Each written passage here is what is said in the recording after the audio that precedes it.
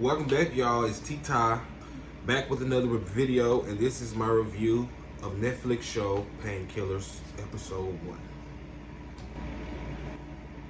Now, if y'all haven't seen this series, don't watch this video yet. Go on Netflix, get somebody, do your thing and watch it. It's a really good show. I'm 5 episodes in, and it's six episodes total. Each episode like an hour long, so you'll get through about the end of the day. Today's like 5:30 right now, so by the end of the day, you'll be done with the series. But I like shows like this. So this is episode 1. So episode 1, we are introduced to some characters. First we're introduced to Richard. Now Richard, he living in this nice mansion. This is a nice big ass mansion. Like, it's really, really nice. So the smoke alarm is going off. So him and his dog, they not startled because it seemed like something that always happened every now and then. So, he gets a chair and he starts throwing fruits and everything at it just to, stop it from going off. But I think it's ironic how this person is trying to stop the alarm system from going off, right? So we'll get back to that one. So in the next scene, we see Mrs. Flowers. She is a U.S. investigative attorney. So she's going basically to like a hearing. So she's in this room, and she's greeted by these man and woman, and she's like, you know what? I put in my review book, y'all did good, y'all polite, but let's get down to the nitty gritty. So they take her to this room, and this room is like, I guess it's like doing like a court hearing, but they doing this inside this building. Almost like a librarian, but it's not. So they, asking her, basically they flew her out because, she has a lot of investigative history behind this particular subject. So the reason why she's there is because they're doing a class action lawsuit. It's against this pharmaceutical company called Purdue Pharma, and they do basically they orchestrate pill selling, basically, right? So it's this pill selling medical facility business. So they get sued in this class action lawsuit. So she is one of the witnesses and investigators on the case, which she's really useful for, right? So one of the first things that Flowers do is she dismantles and say, you know what? Richard appears again on the screen. So when she sees him, she's like, how do y'all summon him to come, right? So firstly, she look at the room. You got to move this chair. This we were sitting in. I don't want to have no ties to him, right? Because what you're going to realize, this pharmaceutical company, Purdue, he is the owner of one of the main orders on the board for it, right? So one of the things that they do to start this investigation off, I hope it is not getting like dark. All right, there we go. So one of the first things you do to help the investigators, they ask her a question. So basically, they're doing this crackdown on something called Oxycontin. Oxycontin is like an epidemic drug. It's like an opioid, heroin. This is the side effects that they have. And it's the kind of things that people do go crazy for, right? So one of the things that she do to answer them, she takes us to Roanoke, Virginia in 1998. So in 1998, this is her first time coming in contact with something called Oxycontin. There is this doctor, she basically went to one of the pharmaceutical companies, and a doctor's office, I'm sorry, and Dr. Cooley is there. Dr. Cooley is like an x-ray doctor, so basically he has these machines that he's been written out, but each machine is like almost like $200 each. So based on how many machines he ordered, she works for Medicare, Medicaid. So basically the money that the doctors claim that they need, the funds they need, they want to go and validate that the equipment is being properly used. So when she going doing the spreadsheet reading, she basically come and approach him like, tell me this. If there's anything that you ain't telling me, I'm going to find out that's going to hurt you in the long run, right? So then we get to the scene where we are on Glenn. Glenn is another character we introduced to. Glenn, he is a father and he's a husband, family man. He works at a junkyard place where they dismantle cars, fix cars, like an auto shop, right? So him, Glenn, that's his name, his wife, Lil, and then their son, Ty. He works there too. That's my name, Ty. So they call me Ty. So Ty works there too. So Ty is outside, like messing around with the machinery, right? Just playing around, like he's like a kid. Like I was a kid, like a teenager, like he was like 17, 18. But being that he's a part of his family business, it's like most people don't really take it serious. Sometimes they lollygag on the job. So him lollygagging on the job, him lollygagging on the job caused his dad to fall and hurt his back. So this how the Painkiller comes about, right? So when he goes to the doctor, he gets, x-ray. They tell him it's going to be like a long-term back problem he's going to have. He's going to have to go to physical therapy. So when you hurt your back or anything like that and you the man in the house, of course you go feel like you're not doing enough or you're going to rush the process of you recovering. So that's basically what Glenn is doing. He hurried up and went and got, second, third, he went and got x-rayed and he was prescribed something called Vicodin. That's a pain relaxer. Then he had a muscle relaxer, just something just to give him to the pain temporarily. So the next thing we talk about the backstory of Purdue Pharma. Like I say, Purdue Pharma is a pharmaceutical company, and it was started by Arthur Sackler. Arthur Sackler is I should say he's like the matriarch, the rich man, started the family legacy of the family. He ended up passing away. He ended up passing away because when he got to the doctor, he was telling the nurse, when he first got to the hospital, he said, I know what's wrong, man. I have a heart condition. I need you do X, Y, Z on me. Okay, so he repeated this 3 times because he had to talk to 3 different doctors. They could have saved his life, but because the pharmaceutical company is kind of like this, and even go to the doctor's office, you can't prescribe or medicate yourself. Okay, even though he got this big name in town, every time he introduced himself, he said, I'm Arthur Sackler. I'm Arthur Sackler. That's his first initiation to the conversation, thinking that it'll give people like the urgency to hurry up and try to have his back. But it ain't even working like that. He ended up dying on the bed in the nurse's office as soon as he told the doctors how to fix him, right? So after he dies, of course, you have this family legacy that is being left. You have to look for people in your family who care for you and they love you. So depending on who it is, you'll probably be the first one in hand to go take over the company. So when I saw that his nephew was one of the only ones who came, something told me that he may not be the best person to be around, because usually you have your wife, your sister, your aunts, your cousin, everybody in the hospital for you, right? Wasn't nobody there because, like I said, he self-drove himself. So it really wasn't no time for people to come. But being that he's so secretive, he didn't even have an inclination of even, letting people know this is the problem that I'm going through. So his nephew, Richard, being the one that's going to take over the business. So Richard got this orchestrated plan where he's trying to get all the board members, including the family members, to get on board to take over the company. So what some people like to do is, and that's what Richard likes to do, he creates problems that he can find solutions to. So one of the things that they say is he owed money to all these different organizations. Like he was into art, he was into owning buildings, he was a salesman, so he bought a production company and he brought one of the biggest medical pharmaceutical companies, right? So Richard took over this business. Richard told the family members that Arthur, their uncle, he owed all this money, so they don't want to pay out of pocket. They're trying to figure out how we go come with this money to, pay these people, quote unquote.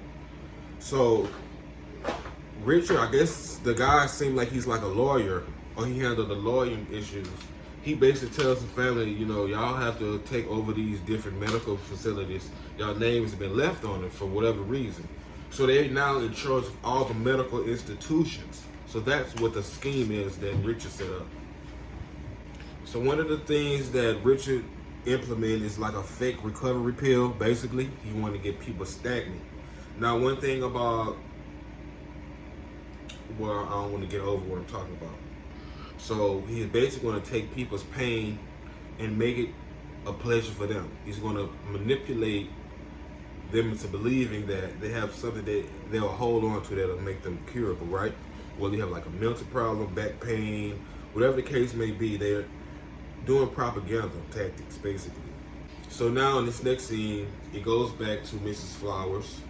Mrs. Flowers, like I said, she's the U.S. investigative attorney, and they give us more insight and background of who she is. So when I seen her, she played video games, she got different books, she has, like, she's a scholar, she graduated all top of her classes, graduated from college, and she labels herself as a bureaucrat, right? So that's what she labeled herself. And let me Google bureaucrat.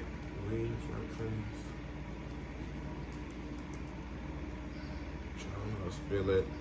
But she describes herself as being a bureaucrat. And by definition is an official in a government department, in particular one preserved as being concerned with procedures correctness at the expense of people's needs. So when you're working in healthcare or anything, when you're trying to like make sure you're looking at the well-being of people, you want to make sure that they have a board or a team of people who can come and reevaluate and cross the T's and dot the I's, so we can make sure that the procedures that y'all do are legal and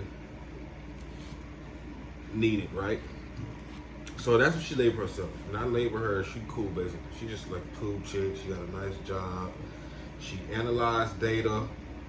Just the doctor that we talked about earlier, she went and she got these things she do. She basically like a analyst, spreadsheet analyst. So she go and investigate everything, every paperwork, everything that he said he was gonna do. She went back and looked at it. And one thing that made like a light bulb go off, she started seeing the same thing, Oxycontin and prescription for it at the same medical facility where Dr. Coy works at. So Richard is doing this like, it's like a propaganda commercial. So he's getting all the backing that he needs to come up with this pill. Like I said, he wanted people to be stagnant and dependent. One thing that Arthur did, which is his uncle, he used to do lobotomies. A lobotomy is basically like a one-time procedure where they'll just cure you and then you'll just be gone, right? So what they want to do is they want to keep you coming back. And that's one thing medicine is used for. Y'all see Tylenol right there? That's one thing that most medicine are for, is for you to be a crutch. It's basically like a crutch. It's not going to get you to where you're supposed to be, but it's going to help you, you know, ease the pain. So that's basically what they're doing. They're easing the pain, but they're not really curing the pain. And they're doing this so they can keep getting paid repeatedly, right? So one of the things that he wanted to do is he wanted to create a new drug. And one of the new drugs he wanted to create is like a secondary heroin pill, right? They have the same effects of it, but it's a little strong. It's 2 times stronger, right? So they got different opioids. They have Valium. That's one of the reasons how Arthur got, you know, rich for the family. He created volumes, which is like a, I guess like a get you by pill. I call it a get you by pill. But when you see a family keep coming up with different drugs, and then they come up with another drug, I would always want to look at the label and say, you know, how come they keep coming out with stagnant things and not curing things? So that's one of the reasons why most people in the medical field are rich, because they don't really look at it as you being cured. They want to look at it as a money grab, a scheme, a whole pyramid scheme. It's basically what it is. So Richard is getting all these flashbacks from his uncle, Arthur. Every time he make a decision, it's like his consciousness is still tied to his uncle's legacy. So it's not really the decisions he's making. He's making the decisions based on what he believed to be right, what he believed that his uncle want him to continue the legacy to be. One of the things and tactics that they use to enhance the propaganda and spread lies is they're going to get blondes. They're going to get white blonde ladies to come in your neighborhood knock on your door. How you doing? Okay, I see you're a doctor. Why aren't you selling Oxycodone? So Oxycontin, I keep pronouncing it wrong. Oxycontin is a drug that they're trying to push to all the areas in Virginia because it's taking place in Virginia. They're trying to push it to all the doctor offices. So basically, they just riding around, recruiting people, sending letters, newsletters to get them to come to this seminar. And at the seminar, we're introduced to Shannon. Shannon is like a freshly graduated college student. She's eager to see business. She's eager to have her own, cars, buy her own groceries. Basically like an independent, right? Fresh out of college, that's the first thing you want to do. So, being that she has somebody to look up to, which is Britt. Britt is she's one of the main recruiters because she looks just like all the people that they want to get implemented in. White, young, skinny women to get you to understand that they're old. They're not old, I don't say old, but like I said, if you're doing selling and she's from this big umbrella of people who've been in the business for so long, they know what to sell. They know if they go and twirl their hair and blink and do a little moosh moosh, that the doctor's going to bow down and do whatever they want. So they basically going around gaslighting these new hires, building them up to believe in this money scheme. But the thing about it is, some jobs, like they'll have you doing X, Y, and Z, and you got to understand why you're doing it. So what I want to push, not like in today's world, try to do something that you're naturally good at. Try to do something that you don't feel like somebody got to preach to you to tell you how to do it. You might have some background knowledge of it. Utilize that. And also do some research about who you work for. These people didn't know who they was working for. They were just eager to get money, but sometimes some people don't even care about that. But because this is the medical field, and when you want to do something passionate, like if you want to be an educator, a lawyer, a doctor, a police, or somebody to protect and serve, I don't think you should do that because of the money. You should have like a passion, a calling for it. Because if you don't, you'll let money blind you, and you won't have no type of, you can't like sleep at night. I understand like you won't be able to sleep at night because your consciousness won't even be there. You're empathetic, you're sympathizing, understanding, all the things that you need to have to be a part of the medical field. You're not going to have that because you're just doing it for money. So if I'm looking at to you and you're preaching all these good things, and we're going to have this house, we're going to sell this and sell that. Yeah, that sounds good, but are you sleeping good at night knowing what you're doing? And they try to make excuses why not to be worried about certain things. So we'll get to that later. So Shannon is new to the company. She just got hired, and she bumps into Britt. Her and Britt hit it off. She's going to end up staying with Britt. Britt going to give her money, make sure she's fed, make sure that she's somewhere to live. So basically, she's setting her up.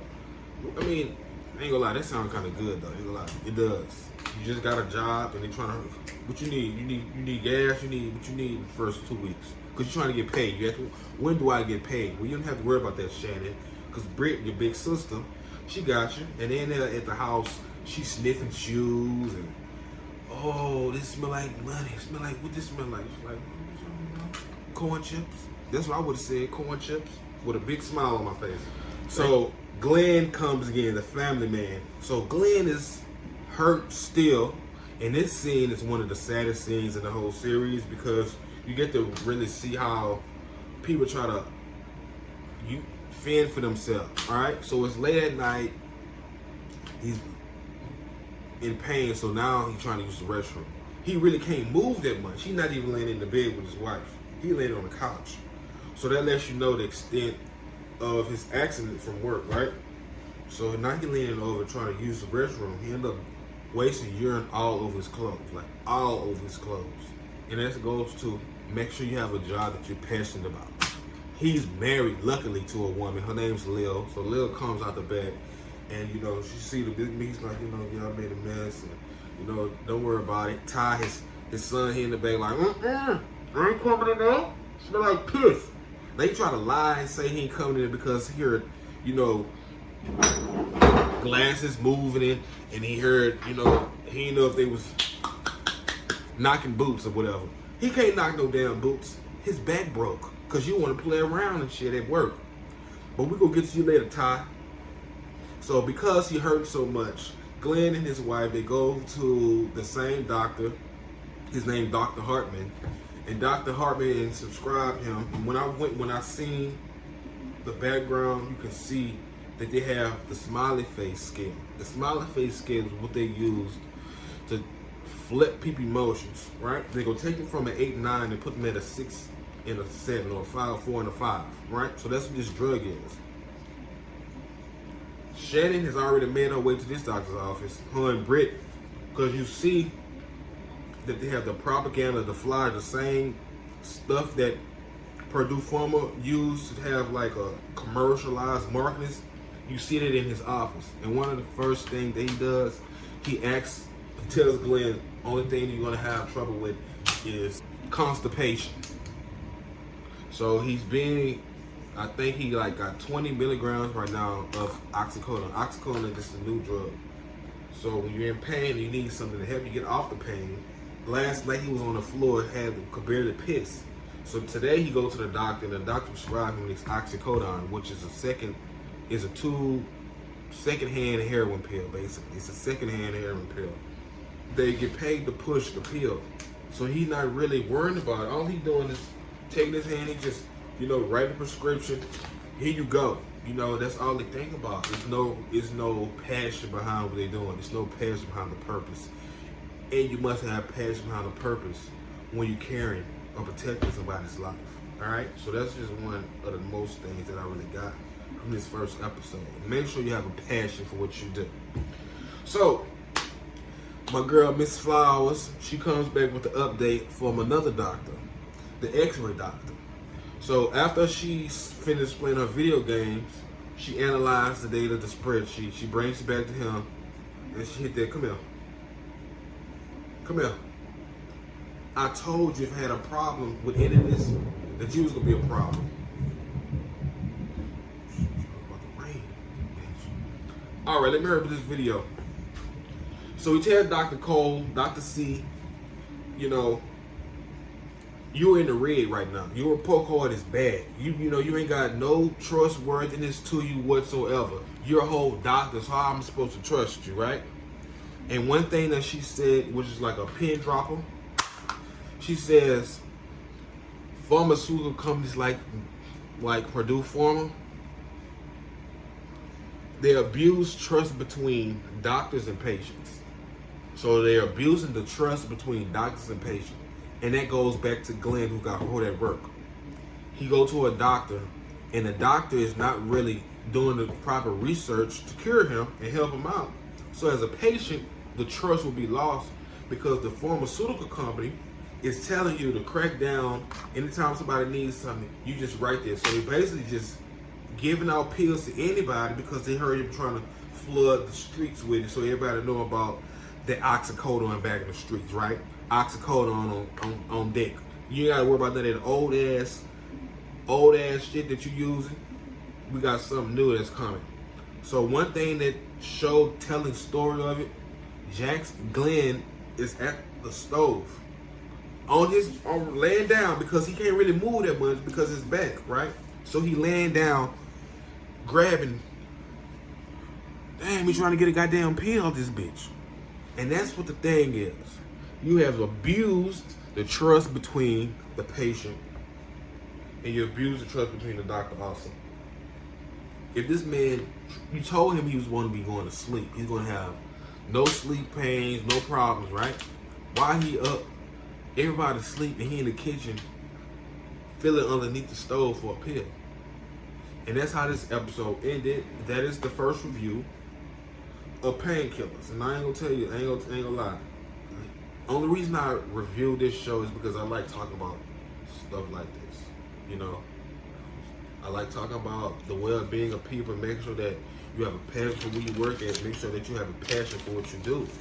Because in hindsight, you're gonna get people like Arthur and his family legacy to raise people like Richard who really don't care about your well-being. They're just trying to get you from a 7 and 8 and put you on a 4 and 5. That's not getting you healed. They just put you on a crutch mission to keep you coming back. And because it is mixed with heroin, it has like a secondary heroin aesthetic to it, it's gonna have the same results. So we're gonna be back for episode 2, not 4, but 2, on the next one. I know y'all probably like, what's going on?